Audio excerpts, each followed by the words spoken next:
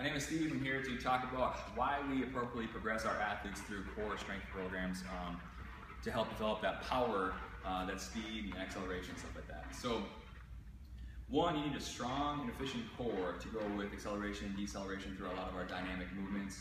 The first one's going to be stabilizing, then we're going to move on to strengthening, and then we'll move on to actual power development from there. So, one of the big key aspects for core training overall is to help with injury prevention.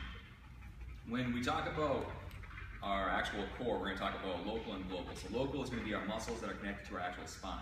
It's going to help with shear, compression, and I'll show you a couple different ways how we're going to actually go about that to help alleviate some of that stress that happens through our body. Also the rotational stuff, the rotational stresses.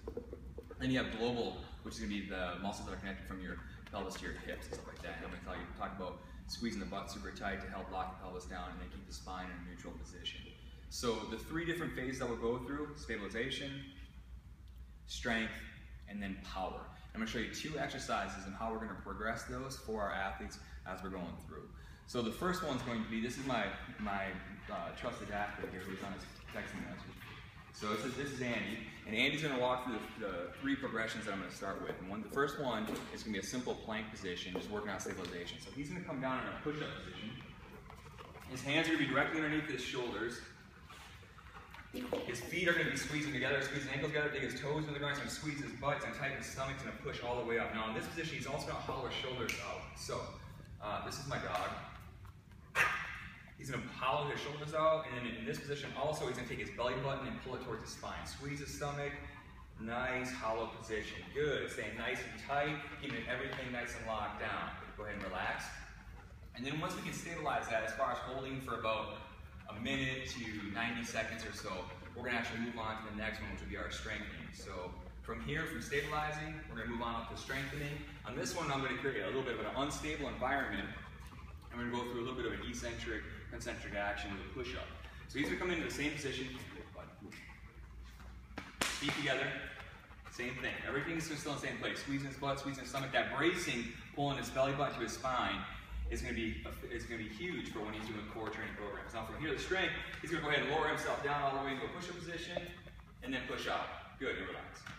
And that's going to be one of our strengthening programs through there. Again, the idea of when you're going through these weekly programming for our athletes, we'll spend about 4 weeks or so on our stabilization, moving on to our strength, which will be another 4 weeks, and then moving on to our next one, which will be our power development series. So this one here, we'll actually run through a plyo push-up. So what Andy's going to do is he's going to develop the same movement patterns that we've already been doing. He's going to come down to a push-up position on his belly, and then go ahead and come up to the very top of your plank position, just like you did. Tie his stomach, squeeze his butt, feet are together. He's going to lower himself down into a push-up, and then explode off the ground and land up on the actual plate, staying nice and tight, stabilizing, and then make sure his hips don't break in that actual plank position. Hold tight, go and relax. And that'll be our power development series. This is our second exercise that we're going to do to incorporate for our core strength training program. So again, going over the three progressions. First one's going to be stabilization, moving into strength, and from strength into the actual power. So Andy's going to come on over, and the first one we're going to do is he's going to grab this medicine ball.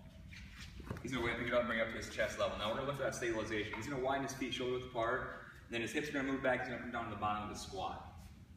And he's going to hold this position here nice and tight. You can see he's got a nice midline stabilization. If you come around the side here, you can see his head's nice and neutral, looking forward. Back's nice and flat, keeping a lot of his weight here on his heels, so he's in that posterior chain engagement, midline stabilization. So in other words, he's tightening his stomach. How you feeling? There you go. I'm good. Good. So he's got that nice neutral spine. We don't want to make sure that he has no deviation of the spine going back and forth. Now from here, once he knows we can establish, I'm going to have him come up just an inch. Oh, down. Oh, there you go. Nice and tight. So you can see I even make it a little bit harder on him, trying to stabilize that so that he doesn't just fold and sit at the bottom. Go ahead and stand and relax. You can drop the ball.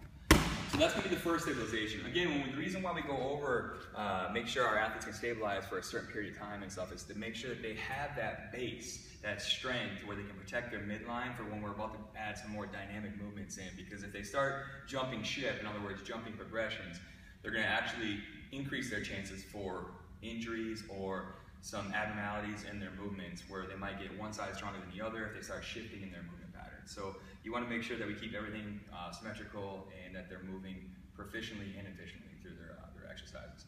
So the next one we're going to go is from our actual stabilization to our strength. So he's going to do the same thing. He's going to grab our legs and stay nice and tight, neutral head, feet shoulder width apart.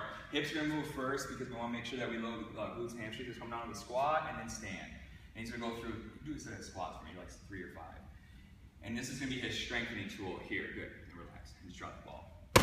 So from there, he's holding stabilization, holding the ball at the chest, keeping everything nice and tight. He's still doing the bracing, pulling his belly button into his spine, keeping his spine nice and neutral, sitting back, going through the full range of motion squats there. The last but not least, our last progression will be a power development. So he's going to do the same movement. He's going to pick the ball up. We're going to find a 10-foot target up top. And what he's going to do, he's going to come down to the full bottom of the squat again. Now he's going to fire out of this squat and launch, hit that target, catch the ball, stay nice and tight, and another one. Launch, catch, good. Nice. And that would be the last series of the power development. So we have the stabilization of the squat, making sure that he can hold all proper mechanics, weights in the heels, nice neutral midline stabilization. Second one's going to be squatting, holding that ball there, making sure he can go through full range of motion without any deviations in the spine, making sure all the weight stays on his heels. And then the last one with the power development of launching the ball out of that squat.